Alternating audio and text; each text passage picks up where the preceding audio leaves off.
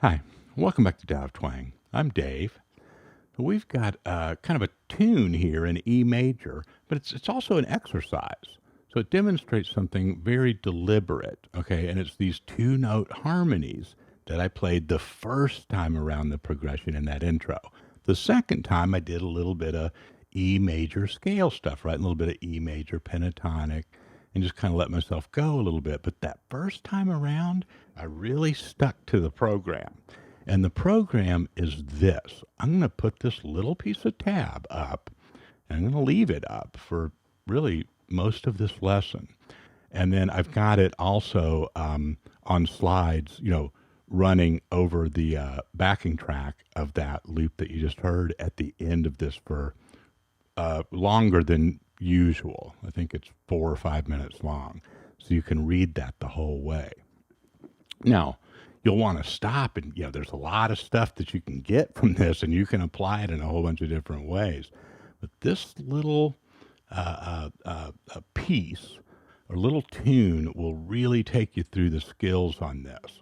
Again, we're in E major, okay? So that first, the chords are running along the bottom there, right? E, G sharp minor, A, B.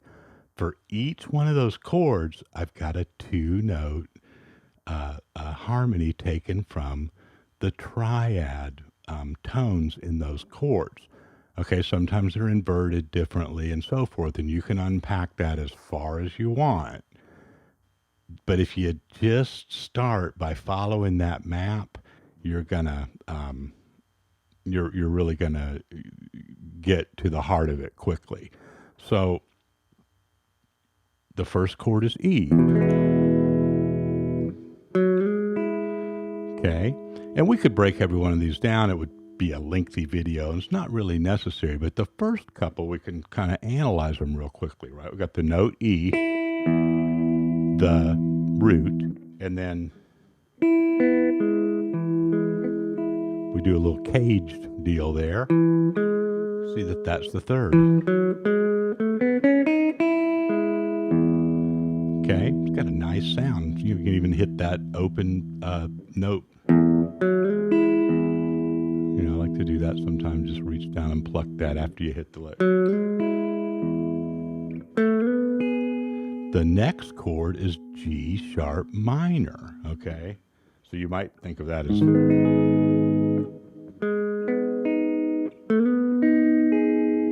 That's another little shape for it. Now, I'm showing you kind of the fuller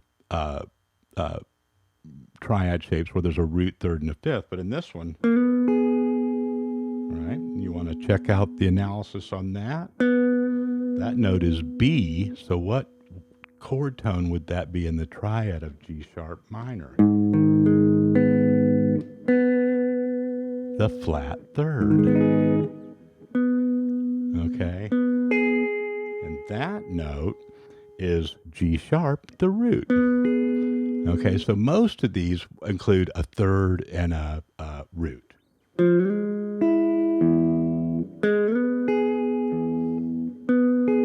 really want to hit your open E on that one, right? Because it's not the root. But next chord is A, okay? That's what I was thinking. Sometimes you can find an opener. Don't get hung up on that.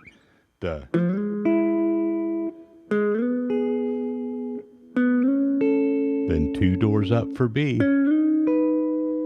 Okay, so they're all on those 2 strings, the D and the B string. Okay, so that's one sequence. Now, when it goes to the next set of 4, the chords are a little different. There's only those same chords throughout it, but the order of the chords differs. But I move up to the 3rd and 1st string, and there again I've got a 3rd and a root of that E. Okay, now that's a little different because I'm on B. The 3rd's on the top, and there's no root, but there's a, right? What's that note in B?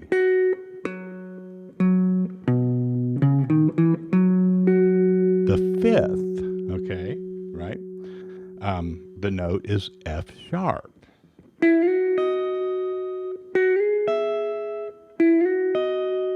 Okay, so that one's kind of different, but it's got a nice kind of walking down feel in it when you play it over the backing track. Then you've got one for A that's made of the same theory. Then just a back to that root to B. Okay, so we could go through every one like that, but you get you see what's going on, and you can just use the tab, and kind of, cycle back around stuff like this. If it doesn't all, make sense in your head all at once, don't worry about it. It's going to sound cool, right? And then I think you'll see how it kind of, how it works if you just practice this little piece, okay? So now with this backing track, you do have to kind of wait for it to come around. I mean, you don't. Actually, a lot of these are interchangeable, but if you want to follow it right straight across,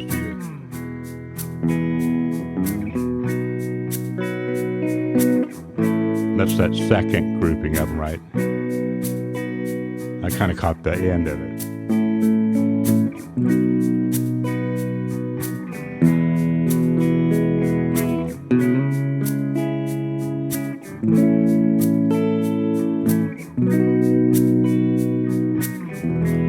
Here it is starting over, and I'll play through it again.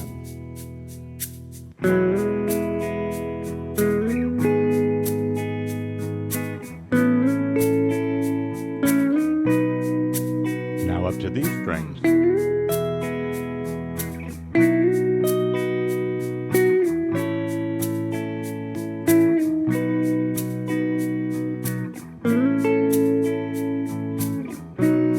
That one moves quite a bit.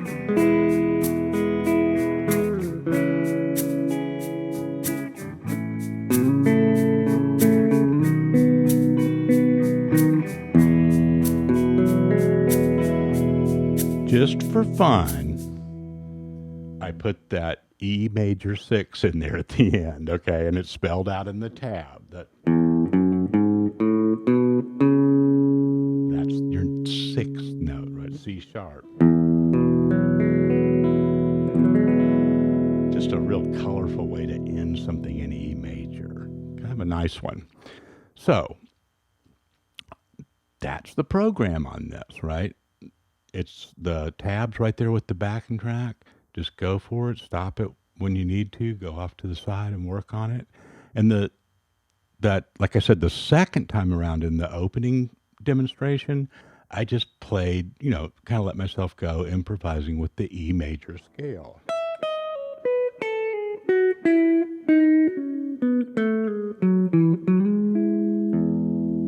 An E major pentatonic.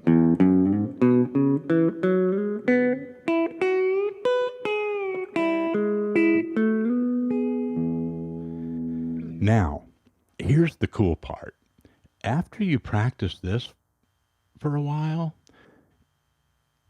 let yourself go. Not just with that E major scale. Do that too. Mix that in, and you play some of the harmony licks, and then some just some other single note melody.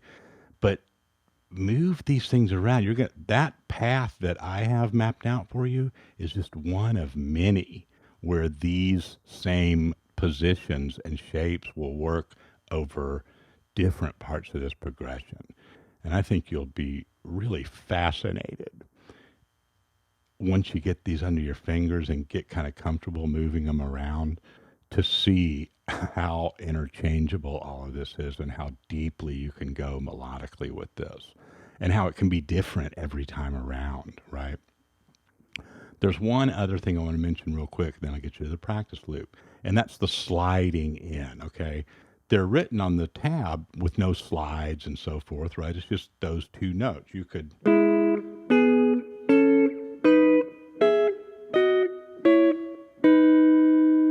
just do them together. I'm pinching when I do that. Or you can just kind of slide in. And here's a little tip. If you slide, you might say, well, where do I slide from? Sometimes you're going farther than others. You can just slide it. But you can also just start on notes that are in the scale and slide from there. Sometimes one fret will sound better than two frets and so forth. Don't get hung up on all that. And, slide it going down. You can repeat them, mess around with it. I don't want to show you a whole bunch of tedious things about this until you really do the work on just those shapes and really getting into that major key sound using these harmonies. Then maybe we'll do a follow-up on this and kind of break it down more. We'll see what happens in the comments and stuff. All right? Take care. Let me know how it goes.